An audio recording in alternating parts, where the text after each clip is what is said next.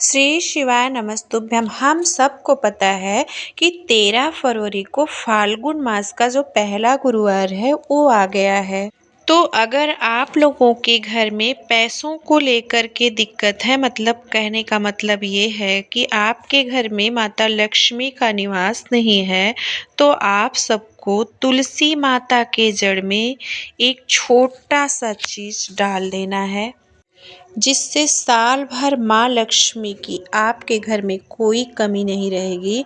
मतलब माँ लक्ष्मी का आपके घर में स्थायी रूप से निवास होने लगेगा। तो करिएगा ज़रूर, जो कि पूज्य गुरु जी की कथा को सुनकर और समझने के बाद ही आपको बहुत अच्छे से बताने की कोशिश कर रही हूँ। अब यहाँ पर समझते हैं इस उपाय को कि हमें किन चीज़ों का इस्तेमाल करना होगा। देखिए, जब भी पैसों को लेकर के कोई उपाय किया जाता है तो वहाँ पर एक चीज़ कॉमन होती है, वो होती है कमलगट्टा, है ना।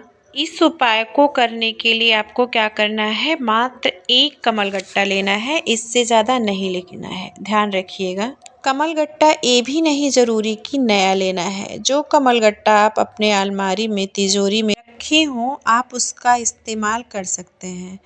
फिर आपको क्या लेना है, इस तरह से दूध लेना है। दूध कैसा होना चाहिए, दूध आपका गौ माता का होना चाहिए और कच्चा दूध होना चाहिए। इन सब चीज़ों का आप ध्यान रखेंगे।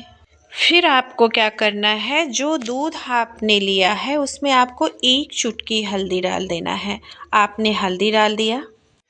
फिर आपको क्या करना है, इस तरह से एक तांबे का लोटा लेना है और उसके अंदर आपको जल डाल देना है। ध्यान रखिएगा, आपको सिर्फ जल डालना है, उसके अंदर और कुछ नहीं डालना है। सबसे पहला काम आपको क्या करना है, तुलसी माता की जड़ के पास आपको चले जाना है, मतलब उनके पेड़ के पास आपको चले जाना है। गुरुवार एक ऐसा दिन है जिस दिन हमें तुलसी माता की जड़ में जल जरूर समर्पित करना चाहिए, लेकिन उसका भी एक तरीका है। क्या तरीका है, जो मैंने आपको कमलगट्टा दिखाया, सबसे पहले आपको तुलसी माता की जड़ में कमलगट्टे को समर्पित करना है। कमलगट्टा समर्पित करने के बाद आपको कमलगट्टे के ऊपर आपने जो कच्चा दूध हल्दी से में मिला हुआ कच्चा दूध ले गए हैं, उसे आपको उसी कमलगट्टे के ऊपर बहुत ही स्लो मोशन में धीरे धीरे पूरे कच्चे दूध को समर्पित कर देना है।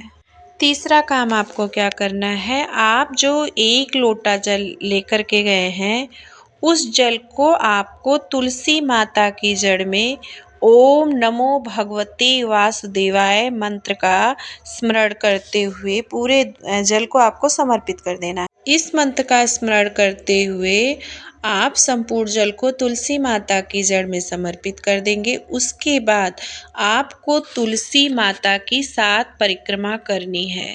कितनी बार परिक्रमा करनी है, 7 बार परिक्रमा करनी है। एक छोटा सा आप सब नियम समझिएगा कि अपने घर में तुलसी माता के पौधे को हमेशा हरा भरा रखना चाहिए। तुलसी माता के पौधे को कभी भी सूखने देना नहीं चाहिए, क्योंकि जिस घर में तुलसी माता हरी भरी रहती हैं, वहाँ पर कभी नज़र टोटके टोने नहीं लगते।